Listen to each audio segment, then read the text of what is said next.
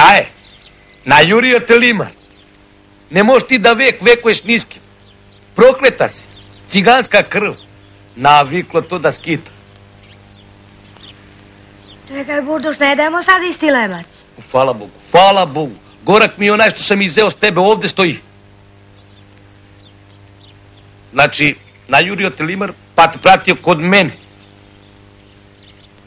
Dobar je limar spram mene.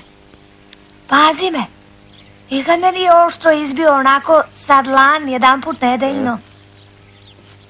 A i ti si, Burduš, bio dobar, ne mogu da grešim dušu.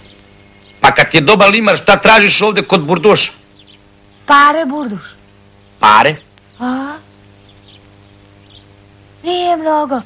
200.000. Pogrešila si adres. Pare se traže u državnu banku, a ne kod mene. Propao svijet načisto.